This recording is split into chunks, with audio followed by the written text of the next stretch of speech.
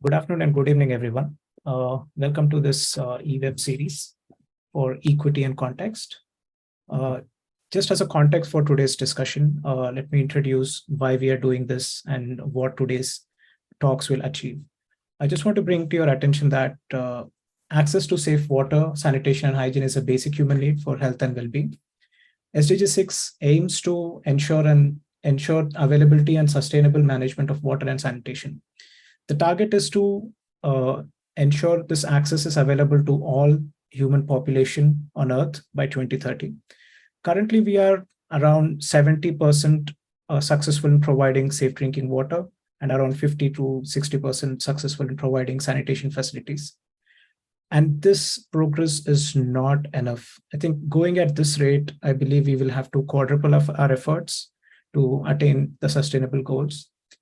Given this current situation, it looks like 1/5 of this world, who are the vulnerable population, will not be able to get sustainable water, so safe drinking water, as well as sanitation facilities. Our discussion today will shed light on why it is important to incorporate equity considerations on different processes related to WASH interventions, and recognize specific needs and barriers faced by marginalized communities in rural areas and low and middle income countries. Our first speaker today is Caroline Muturi. She is a public health expert. She is experienced in water and environmental engineer who works for OXFAM International. She provides technical assistance for WASH solutions in response to conflict or disasters. She leads a team assessing WASH risks, design and implements initiatives, engages communities in project activities. Thank you, Caroline, for joining us today. Please.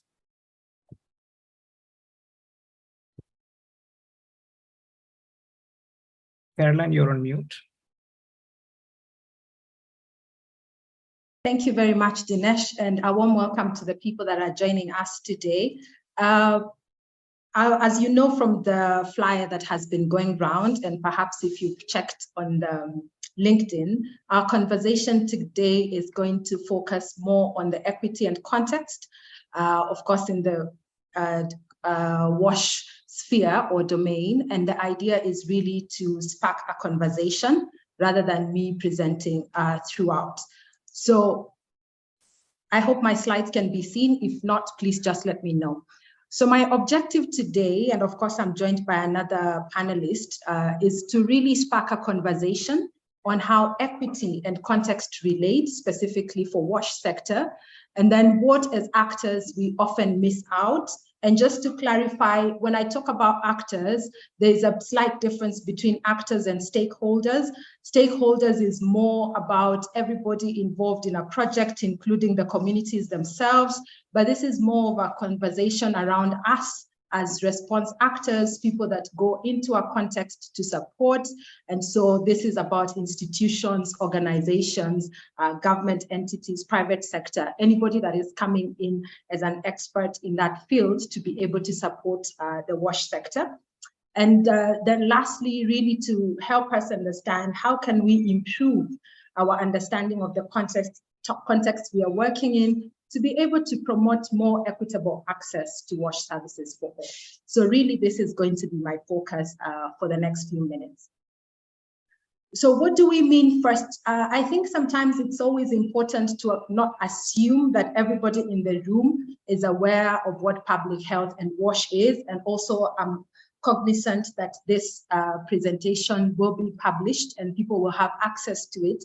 So allow me to just start by explaining briefly the difference between public health and WASH. So public health is a very big discipline, and it's the science of protecting and improving the health of people and their communities. So the reason why we've got the aspect of public is where people generally are in a given context together. So communities living together, and it encompasses disease case surveillance, research on how to prevent diseases, understanding how diseases are spread, and then the promotion bit is how to ensure there's information and education and communication on how to really manage the disease. And of course, there's the medical side of it where we come in and we are able to reduce the disease incidence or occurrence in a given community. So public health is a big science and it encompasses different things.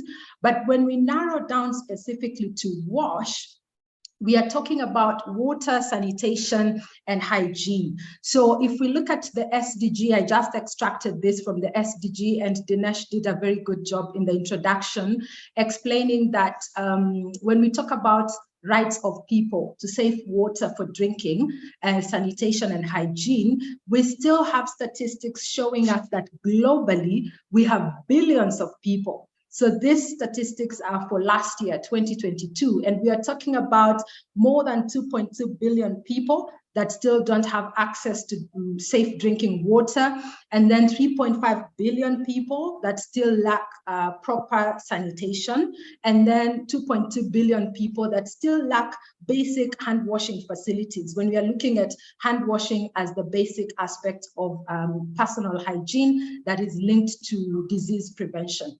So what Dinesh was actually talking about, if we really need to see a change globally in the different countries that we're working, we need to really make sure that we accelerate the kind of response that we are doing and making sure that we increase the service provision to all people.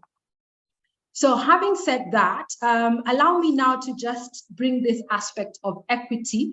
So equity is about being fair and impartial.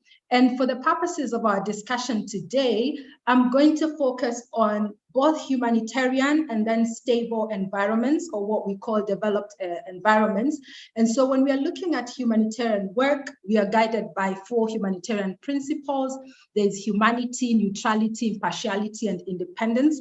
And if you look at how the core humanitarian standards define the principle on impartiality, we are talking about making sure that the work we do is actually based on needs. And so we are not having any bias based on nationality, race, gender, religious belief, class, or political opinion. So for places where we have a humanitarian crisis, we are actually guided by these core humanitarian standards. For more stable contexts, whether in developed countries or middle-income countries where there is no humanitarian crisis, we are talking about the triple R nexus. So we are talking about human rights-based programming. So there is the aspect of rights itself, making sure that people understand they have a right to water and sanitation, and then resilience, empowering communities to be able to withstand if there is an external shock. And I think we've all learned from COVID that even the most stable countries, the most stable economies, something to do with their public health could really take people back. And we need to make sure that we are more resilient to any shocks. And then actual responses. How do we respond? Whether there is a humanitarian crisis or not, people do need access to water and sanitation. So when we are talking about equity, it's more about access to all, not some, not most, but really making sure that people have access to water and sanitation, and talking about everybody within the society. So I know I just touched in about the aspect of rights. Allow me again to show this for the sake of this discussion. As I said, I'm just here to trigger a conversation so that we can be able to really learn from each other and exchange. But we cannot talk about the right to water and sanitation without understanding what exactly it is. So you just had me mention the human rights-based approach. This is what we are advocating through the SDGs globally, and trying to get government entities, especially, to be able to look at how do we address the gaps that we have in water and sanitation based on rights that people have. So the first right to water basically stipulates that people are entitled to have access to sufficient, safe, acceptable, and physically accessible and affordable water for personal and domestic use. So I think the definition is very important, because sometimes you find contexts where people have access to water, but it's not safe or it's not the right quantity. And so there are aspects that we need to remind ourselves. When we say people have access to water, the aspect has to cover everything, the quality and quantity, And also the actual physical distance. Do people have water at their convenience, or is it water that is available, but they still have to go an extra mile to access it? So the issue about right to water is really access. And in the next slide, I will talk a little bit more about how physical access does not also equate to people actually having the water itself, or rather physical presence is not same as access. And then the right to sanitation basically talks about physical and affordable access. Again, that word access, and we're going to unpack it a little bit, in all spheres of life that is safe, hygienic, secure, and socially and culturally acceptable, and that provides privacy and ensures dignity. So when we are talking about rights, before we do response, we need to make sure that we understand the rights that people have. And so these are the rights stipulated according to the SDGs. So having said that, we have the aspect of contextual analysis. So why is it important to understand our context before we do any programming? I'm just going to highlight a few things. So the first thing to remember is the people that we are serving, the communities are very diverse. So the first thing we need to do is to determine the type of context. For instance, is it an urban context or is it a rural context? Is it a fragile economy or is it a stable economy? Are we talking about a structure where private sector is very active, or are we talking about a structure where government is the one that is more active? So we need to understand what type of context are we dealing with, because then that eventually affects the type of programming we can do and the policies that we should put in place. And then the people themselves, we have also to understand the demographic aspects, the ethnicities, the vulnerabilities, the power, the gender analysis. We need to understand the people that we are serving, because you cannot serve people in a, let's say, in an African context the same way that you would serve, say, in the Middle East or in Europe. So it's important to really understand the power versus gender analysis as well, because at times as well, patriarchal societies tend to be a little bit more complicated in terms of who is having the power. Then the other thing we also need to remember when talking about context is actual behavior. So when we talk about public health and WASH in particular, it's not enough for people to have the knowledge about their public health risks. It's more important for people to actually change their behaviors. And I think this is also something we learned with the COVID pandemic. So we need to understand what are the enablers and what are the barriers that specific people have or are facing in terms of changing their behaviors to address the public health risks. And I just put this picture here that I took last year in South Sudan. And this picture is very, very important to me. So I was there doing an assessment and I met this lady, and what she said was the reason she had, I was fascinated with why she was carrying 40 liters of water. So if you can see, those are two buckets. One bucket is 20 liters.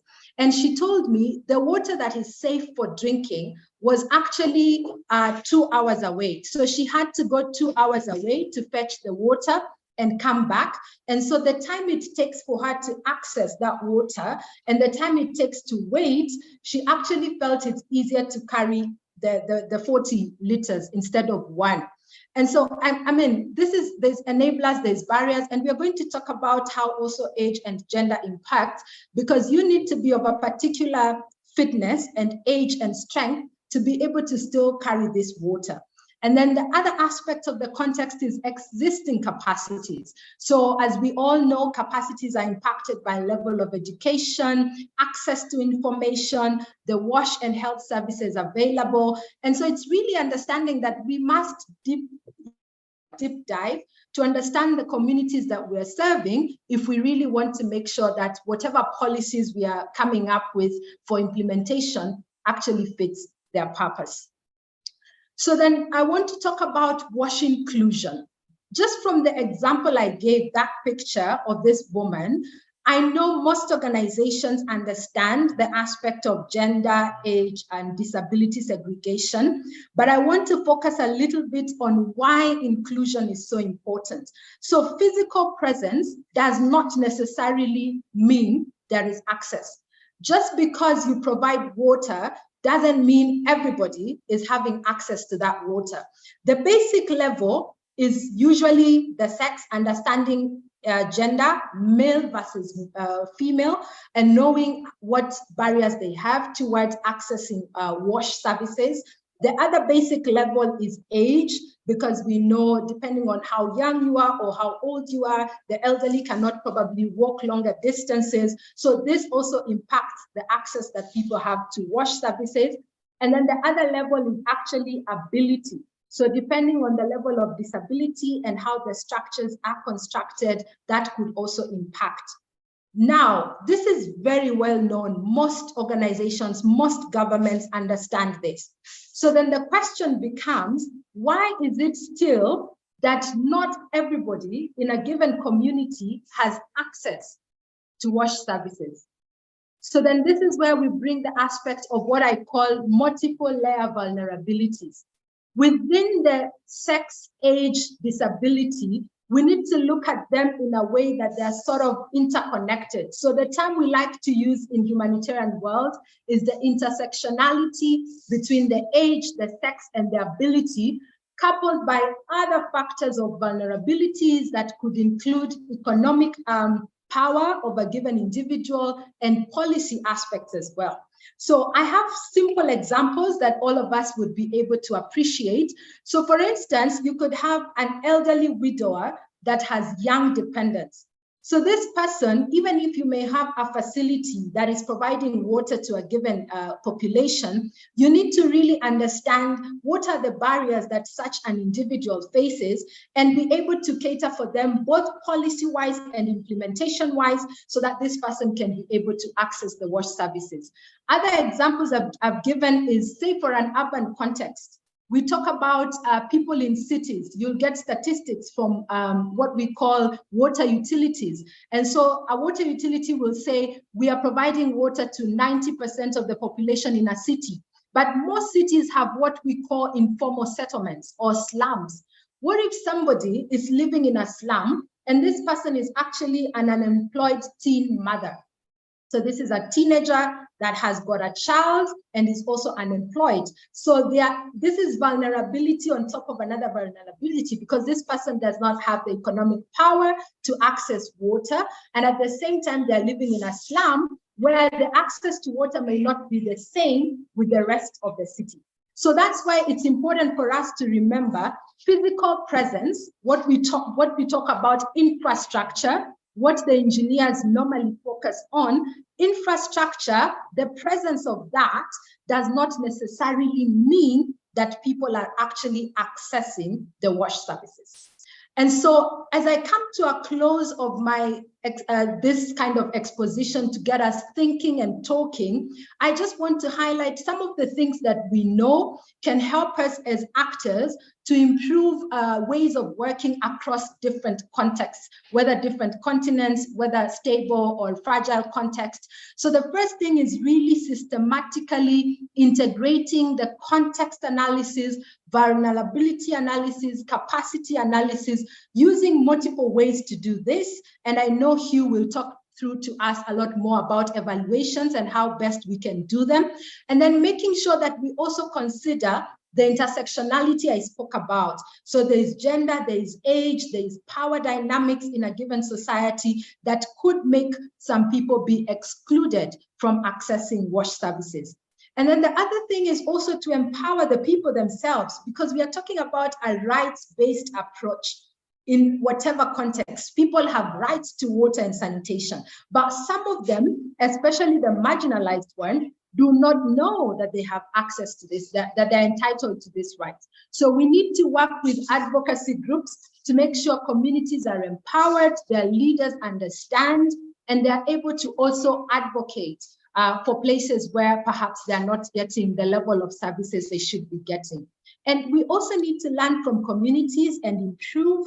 And lastly, talking about adequate resourcing. So there is nothing that we can do without having the right resources in place, both human resources, experts that are skilled in the field, and also money, budgets. If we are talking about governments, making sure the Ministry of Water in different settings is really well funded to provide this very important service to the people. And then for places where we have multiple players, different actors, making sure that there's a coordination system to make sure that we actually use the resources available in the best way possible. And so my last slide here is more of just food for thought. We do know that we need to promote equitable access to WASH. And some of my thoughts is, I think we need to establish a good enough analysis. Instead of making assumptions, probably do more evaluations, understand what is happening, and make sure that our policies and implementation is guided by evidence.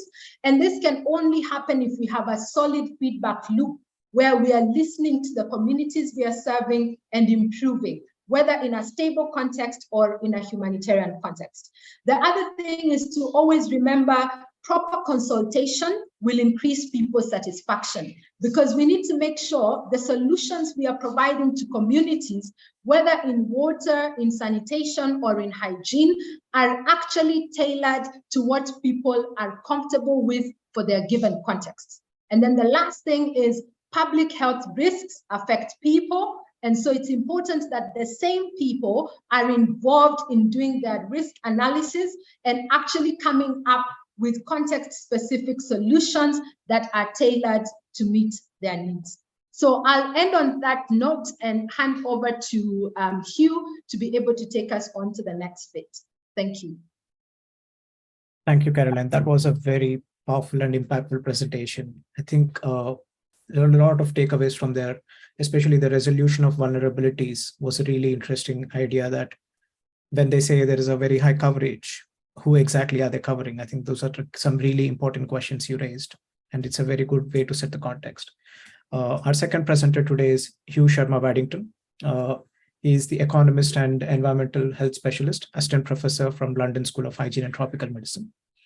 Hugh actually specializes in quantitative methods for impact evaluation in various fields: WASH, health, social protection, agriculture, and education. He also specializes in research quality assessment, including rigor, relevance, and representation through critical appraisal and systematic review. Thanks, Hugh, for joining us today. Please. Okay, thank you, Dinesh, and thanks, Caroline, for that really excellent introduction. I'm glad I didn't need to go first. I think you've covered a lot of things that have given us a really good start to this webinar. So, and as Caroline has said, I'm just going to focus on the evaluation bit. So, in other words, how are we a really important component of evaluation, and indeed one of the most important reasons why we do it, is because we want to learn. We want to learn about the experiences of implementation and of impact from the past, in order to feed forward into designing better WASH infrastructure and WASH behavior change programs to help people. And that, as both Dinesh and Caroline have pointed out, in the SDG framework, we're of course the SDGs are about everybody, which means in many areas going the last mile to ensure that everybody has access to adequate water, sanitation, and hygiene, including the most vulnerable and the hardest to reach, which may be the same groups. So my presentation is, are we measuring the right things in the right ways in WASH impact evaluation? So just to give you an idea of what I'm talking about, I hope you can, I'm assuming that everybody can see my slides. This figure I'm showing you now. Yes, thank you. So this figure I'm showing you now represents two things. So these are data from the World Development Indicators published by the World Bank, which are from China. And what you see over the period from 1987 to 2017, so over this 30-year period, there's been an exceptional reduction in the rates of stunting amongst under fives. So these figures are shown. So this is shown as the line moving from left to right in the figure. This is consistent with a from 44 million Chinese under fives being of low height for age or stunted in the late 80s to around 4 million now. So that's and this is certainly this is reflected in the other indicators from China. We know the massive also reduction in rates of dollar poverty. At the same time, and at least for those data that are available, so the data are only available from 2000 onwards, there's also been a big increase in this other line, which is showing the rates in which households indicate that they use at least basic sanitation services. So that means that households are using an improved sanitation facility which is not shared with any other household, and we see these rates of improvement from around 60% at the turn of the century up to approaching 100% these days. And what we do in evaluation is we try to we try to empirically say to what extent are these changes in living standards, so as reflected, for example, in the improvement in sanitation, to what extent do those lead to improvements in outcomes? And we know theoretically there are lots of very good reasons why we might expect the improvement in the rates of access and use to sanitation by households and communities, why those might those improvements in access and use might lead to fewer children being stunted. There's the direct route, which is that when households that have a latrine that they use, there's less, and so in other words, the excreta is being safely removed from the environment. That means their children are less exposed to excreta in the domestic environment, but also at the community level, when more households in a community have access to and are using sanitation, that means that the children are less exposed to neighbours' feces, including from open defecation in the public domain. And so there's a clear theoretical argument why we might see a relationship between the increase in access and use of sanitation and the reduction of stunting. And there are also more indirect routes, for example, of relevance for stunting, that perhaps if households are having to spend less money either on accessing water and sanitation or on healthcare costs, then particularly the poorest households are whose children are also more likely to be stunted. Those households will have more resources available to spend on, for example, food, and that would be a key issue for those households. So in other words, in evaluation, what we're trying to do is to link these two, to know what can we say about how improving people's standards of living actually improves the quality of life outcomes. Okay, so this links to what I call a triple R assessment rating for evaluations, but all of these three aspects, these triple R assessments, relate to ethics and quality, and I think that quality is an ethical quality and ethics go hand in hand as far as I'm concerned. So in other words, and what are these three R's? The first one is rigor. So in other words, ensuring that the studies were conducted since in research. We might argue that it's a zero-sum game, that in other words, any resources that we take out of programming and policy and put into research is potentially fewer resources available for programming. So we want to make sure that the studies that we do are done to the best possible standards in terms of the quality of the design, the studies implementation, which we call conduct, but also how those studies are reported to ensure that we're reporting everything that we should be in those studies. The second aspect of quality, which is important, is relevance, and relevance is really about ensuring that we are asking questions which decision makers want answers to.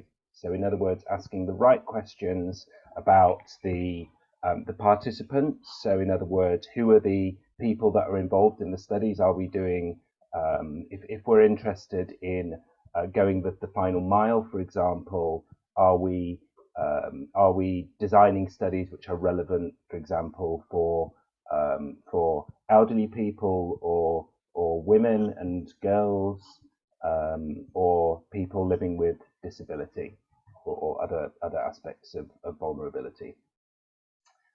But also the outcomes that we're measuring. So are we, there's a lot of course, many WASH studies are done from the health sector. So of course we're interested in health outcomes, but there are other social outcomes which are important. And indeed, if you speak to many people living in communities, many of these outcomes might be more important than health outcomes, and so those outcomes might relate to people's time availability, excuse me, or their safety, or their dignity, and so on in relation to the interventions. The last aspect of quality, which I think is important, is about representation, and that's the inclusion of I'm specifically, since I'm a researcher and I do policy research, I'm just looking at the research side for the moment, and that means inclusion of people, researchers and evaluators in design, analysis, and reporting of studies that are from where the research has been conducted. Why is that important, and why is it an aspect of quality? Because it is thought that those people that are from or living where the research has been conducted, perhaps they have a better understanding of the factors that the barriers and enablers, as to use Caroline's language, of access to WASH infrastructure and its use. And they might also be more closely linked to decision makers in those contexts. So there might be a shorter link from research to policy. So a shorter learning cycle. The rest of my slides, I will talk about each of these aspects. I'm slightly worried that I don't want to take up too much more time. So Dinesh, if I need to hurry up, could you please just cut the mic? That's fine. So how do we what is a good principle generally in evaluation? Well, it's good to know where we're coming from, and so we did a evidence and gap map of the this is just impact evaluations of studies that look at improving domestic, so household access to water, sanitation, hygiene services. So this is a fairly typical, I'm sure many of you have seen evidence and gap maps before. They tend to be, although you can show them in many ways, they tend to be shown so that you have they're shown as a matrix, so that you have in rows you have interventions, so different ways of providing water, sanitation and hygiene services. Perhaps that might be just a large scale infrastructure program, so more of a top down approach, or it might be an approach like a social marketing or other behavior change communication strategy to kind of promote more of a demand side or bottom up approach. So those the interventions shown in rows, the outcomes tend to be shown as the columns, and we collected all the evidence and gap map is a type of systematic review. So in other words, the evidence is collected using systematic searches for both published and grey literature. And we collected and mapped the outcomes which related to changes in behaviour, so changes in access and behaviour, and then health impacts and nutrition and socioeconomic impacts. So if you were to take a particular area, you might want to, let's say you were interested in nutrition, and so that's that might be measuring stunting or other aspects of anthropometry or other measures like anemia, for example. So this is what the evidence and gap map shows is where is based on the size of the bubbles, where is there evidence for each particular type of wash intervention, and where are the gaps? So in other words, any cells that don't have any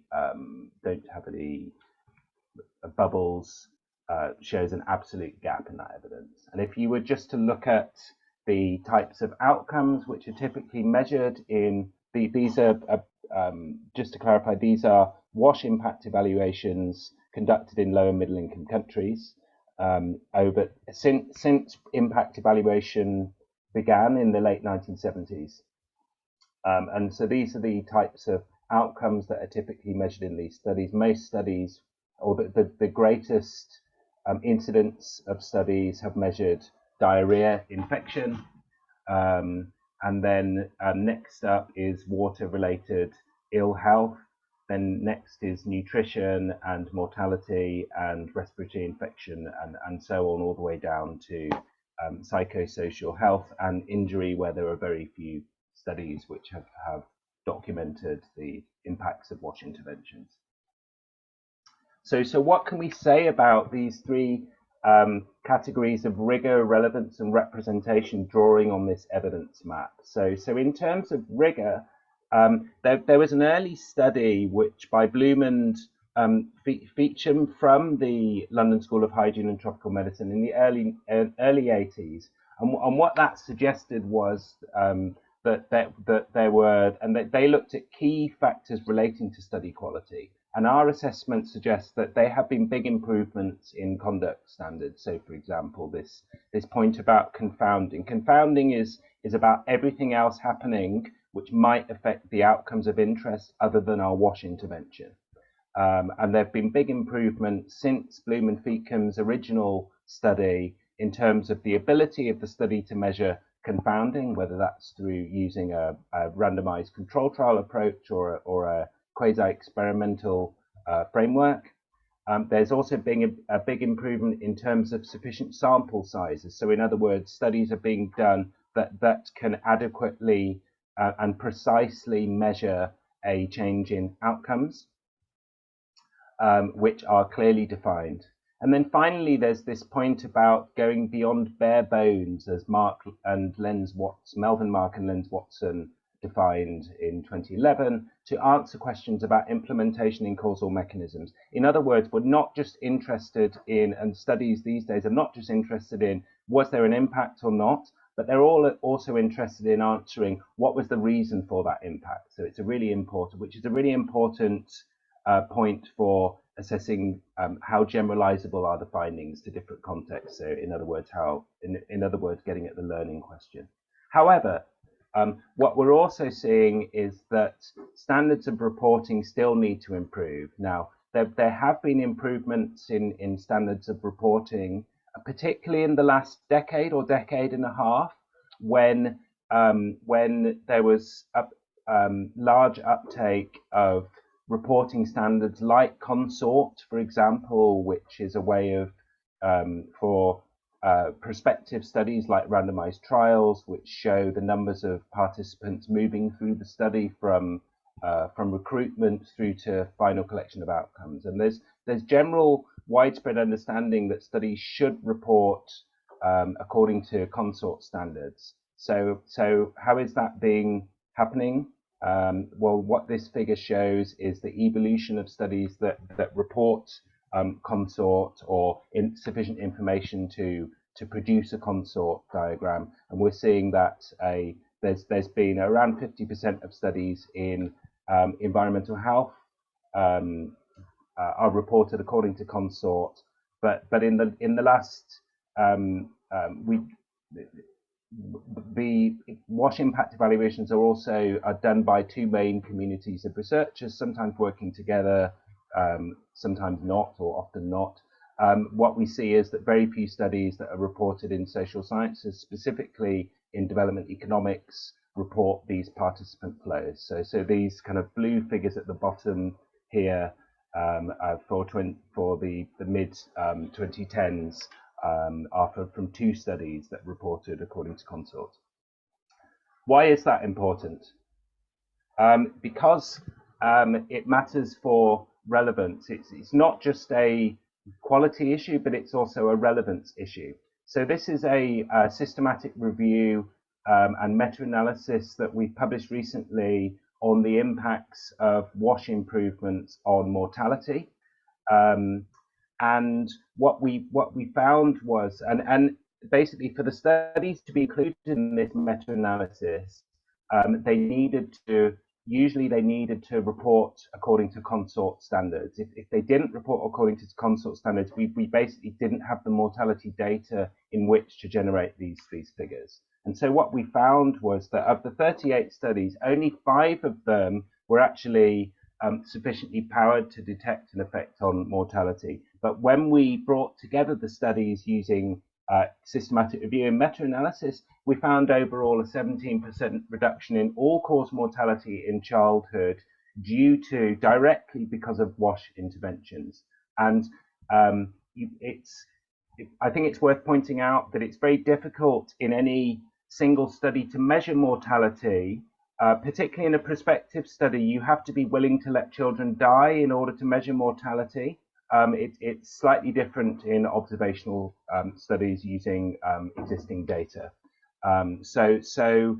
Really this question about mortality, which is a key question for the global burden of disease, can only be answered in evidence synthesis, so using systematic reviews. I'm coming towards the end now. What about representation of study authors? So I talked about representation of study authors being a quality issue. So it's and what we see in the evolution over time is, so what you're seeing here is the location of the corresponding author, whether they were in a lower middle income country or a high income country, and the location of at least one of the co-authors.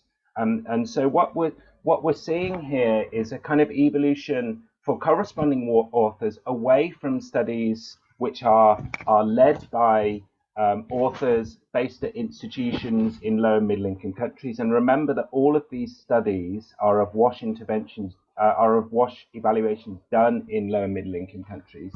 So we're seeing a kind of, whereas at the beginning of the movement for a WASH impact evaluation, which started in the late 70s, early 80s, most of the studies were actually led by authors based in those contexts. We've seen quite a big shift away from that. Now, of course, there's much better representation of co-authors, but not so much of the lead or corresponding author. So what incentives can be provided, and perhaps this is something that we can talk about in the Q&A part, but we have, in terms of rigor, we can register study protocols. So, for example, the Action Against Stunting Hub, which is led by LADC, is registering all of its study protocols for its observational and intervention studies in BMJ Pediatrics, and there's a special issue of BMJ Pediatrics coming out on this. And there, I've talked about ensuring that studies report according to standards like consort. In terms of relevance, there are some initiatives such as the Nakuru Accord, Failing Better in WASH, which is basically about ensuring that studies get reported even if they don't find an impact, because we can learn from failure as well as success, and of course ensuring that there are theory-based evaluations being done and systematic reviews. And then finally, in terms of representation, there are some funders, occasionally funders have initiatives. When I worked at 3IE, for example, we had a team composition requirement for studies to have LMIC authors involved in the design and analysis and reporting, not just in the data collection, and finally direct support to LMIC institutions. So that's the end of my presentation, Dinesh. Thank you. Thanks, you. I think that really informed us on how important evaluation studies are to inform policymakers and other broad stakeholders, and also what makes a very good quality evaluation study. I now open the floor for discussion. I think there is some interesting discussion happening in the Q&A section. Young professionals who want to enter the field of WASH discipline. I think there's a lot of enthusiasm to learn more about WASH as a discipline to pursue their careers. Thanks, Hugh, and thanks, Caroline, for answering those questions. I have like a few pointers which I have noted down, and we can go through that. And meanwhile, if someone has any other points, they'll be able to raise. Caroline, I'll start off with you. I think your slides ended up giving a way forward, like a way forward of what we want to do. Is there any change you are seeing to improve the access to WASH in these vulnerable communities, or is there any specific change you want to see? Further, how does it translate into policies? Yeah, thanks, Dinesh. That's a very good question. I think one of the changes I would say I have seen, and I've linked this to policy making, is from studies that have been done, I would say in the last 2 or 3 years, and I think you just mentioned the Nakuru Accord, and it's one that most people in the WASH sector like talking about. And I'm a Kenyan, so Nakuru is in Kenya, so I like it as well. It was named after the place where the experts met, and different governments were represented as well. So I think the first thing we are seeing in terms of policy, there is the willingness. That is one thing I'm going to say. And even speaking to many countries I've gone to, I've had the privilege to work in more than 10 countries in the WASH domain, and even just visiting on holiday different countries, I don't think we are very policy deficient. So speaking, let's say, for the African context and Asia that I'm very conversant with, most countries have policies that are very pro-poor. That means the policy also has considerations for, say, in an urban setting, people that are in slums, what do we do? Do we provide extra water for them? So the policy aspect is there.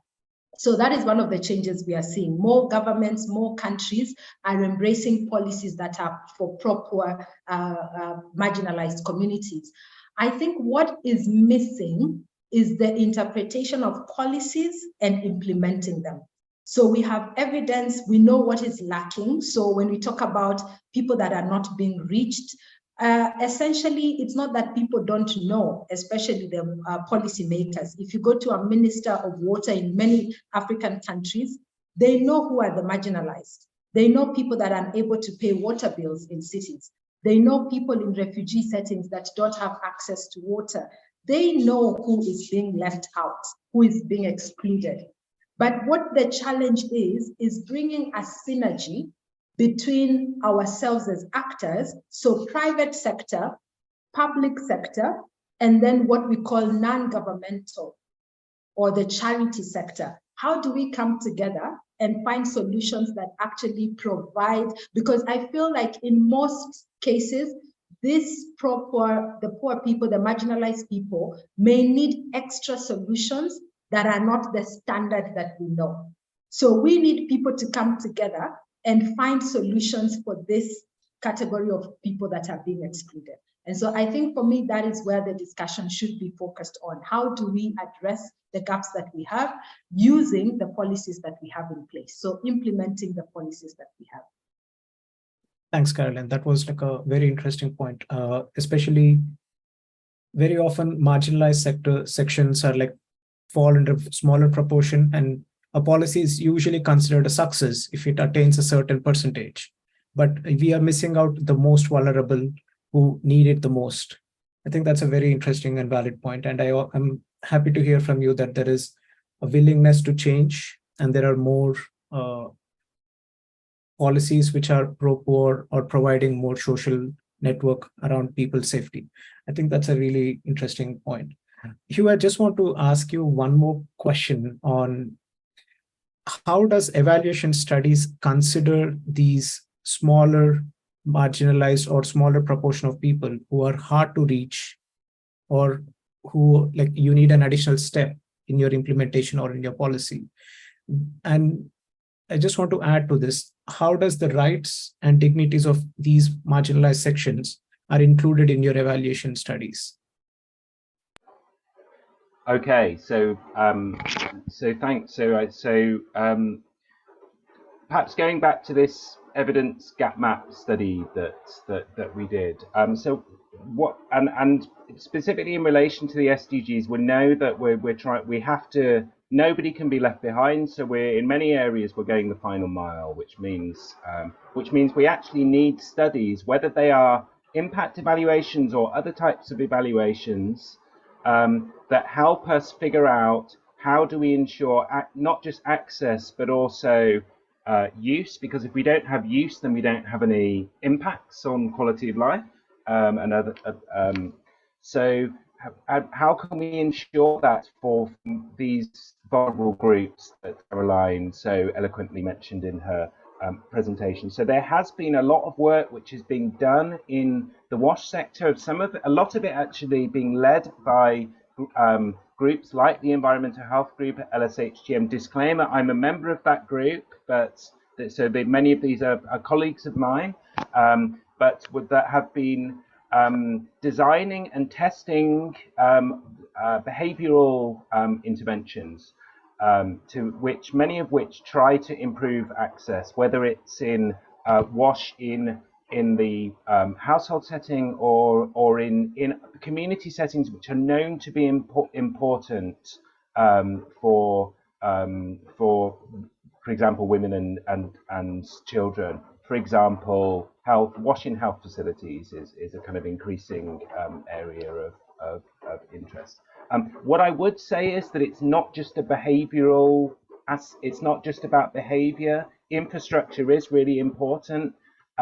Caroline mentioned behavior, but she is an engineer, so I'm sure that she'd be well aware of the importance of infrastructure. And I understand a lot of work she does is in the area of infrastructure, I think. So it's about behavior in terms of use, but it's also about infrastructure in terms of access. So perhaps more evaluations. We're seeing a lot of evaluations on the behavioral side, relatively few evaluations these days looking at the infrastructure side, although there are some of these being done. And I think that sorry, just two more things. One of them is about the types of questions that we want to answer. So I mentioned that these might be impact evaluations, or impact evaluations generally answer the what works types of question. But there are other types of evaluations that help us answer other types of questions. So if we want to understand why, generally we need a component to our impact evaluation that helps us understand those mechanisms. So for example, let's say that a WASH improvement doesn't improve a health outcome. Well, that might be because there is the access wasn't provided as it was planned, or people simply didn't take up the WASH intervention for reasons known to them. So we need to understand those reasons. You did talk about rights and voices as well. What I suppose I'm a bit wary of banging on and taking up the whole floor. So I'm just going to say that I think there's an element which it comes down to representation and having local voices and ensuring that the questions that get asked and answered are the most relevant. Thank you. Thank you. Caroline, please. Yeah, I just wanted to jump in. There's a very important point that Hugh mentioned about measuring the impact of our infrastructure or whether it's achieving. And this is becoming more and more common. And I just wanted to give an example. Last year, I was involved in a consultancy where the NRC, Norwegian Refugee Council, wanted to do an evaluation of all their infrastructure in African and Middle East countries. And this is because as a big NGO, as you know, most of you know, NRC and OXFAM are very big international organizations. They do a lot of infrastructure, water projects that eventually get handed over to the government. But the question was, 10 years later, are the water facilities, are they really functioning? Is it okay? Is it happening? And what is going on? So I think I agree with Hugh that lately, I know with COVID, people are really talking about behavior, but it's important also for the engineers for us to look at the infrastructure we are providing to people. Is it really being used by people? Has it been run down? Does it need some repair and maintenance? What is really happening? Not just fixing it and assuming that it's going to last forever. Yeah, thank you. Yeah, we have a few questions in the chat box. I just want to highlight one, which was also something I had. The definition of 3 Rs is very different from both your perspective. One being a program designer, implementer, the other being an evaluation expert. I think the definition of 3 Rs is very different. Can you both add some context to how do these 3 Rs overlap, or is there any possibility to work together to ensure these policies are designed well, implemented well, evaluated and reported well? Hugh, do you want to start off, or yeah? I was going to ask if Caroline wanted to start actually, yeah. but I'm happy to go if you would like that. Yes. Okay. All right. So I thought it was really interesting that we both had triple R criteria. I really like that. And Caroline talked about rights and resilience, or what she explained as empowerment to withstand shocks, and then response. So how we respond to shocks to ensure that we provide people their rights. And so I suppose from the evaluation perspective, as any part, from the evaluation or the research perspective, the second R is relevance, and so we would not be achieving our second quality standard of relevance if we were not addressing these points about how research and evaluation can help this triple R cycle of rights, resilience, and response from the program and perhaps humanitarian and development context settings. Thanks. Yeah, and maybe just to add in, for me, we call it triple nexus. So it's rights, resilience, response. And it's really understanding that people have rights to water and sanitation as stipulated by the SDGs. So rights form the basis for all the policy making decisions, for all the implementation decisions. Everything should be based on this right to provide services to all people because it's a basic right. And then the next thing is understanding resilience, because at times, like I said, you provide for a given community, but then there is a humanitarian crisis that happens. So a community that was stable, that had access to good wash facilities, something happens. An example, I'm in Turkey. So an earthquake happens and the previous water system is impacted, the sewer system, everything is impacted, and they go back to a situation they weren't in before. So that's why now we talk about resilience, making sure that even if we achieve access to all, we build resilience for any external shocks that may be man-made or natural. And so the last bit is response, making sure that we are listening to feedback and responding in a developed setting, in a stable context, or in a context where we are having a humanitarian crisis. So that's how my 3 R's respond to the WASH setting. Thank you. Thank you, Caroline. I think I'm a little cautious of time, but I really want to listen from you, because both of you are from 2 different aspects of this WASH policy, where one is a program designer, the other is an evaluator.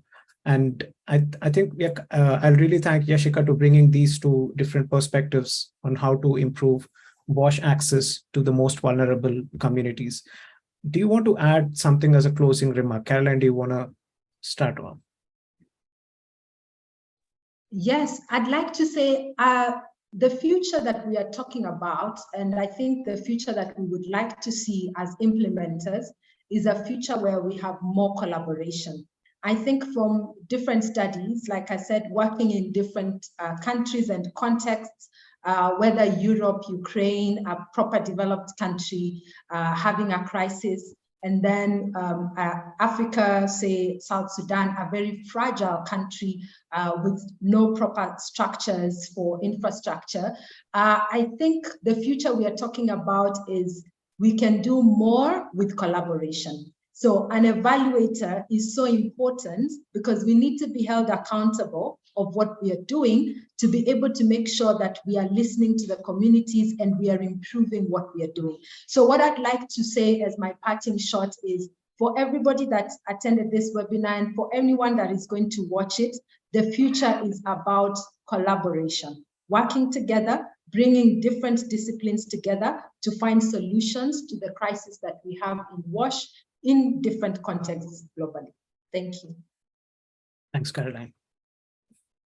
Hugh, do you want to add a closing remark? Yeah, I mean, I'm in complete agreement with Caroline. So the nature of the collaboration, not just so in the research field, it's not just between the different types of researchers that all have their value to add to the WASH research and evaluation, but also ensuring that there's a good, what we call in the research and evaluation community, stakeholder engagement. So ensuring that our key stakeholders, which are basically our end users of our research and evaluation, are involved in the studies from the design stage onwards, and not just being kind of seen as the targets of dissemination.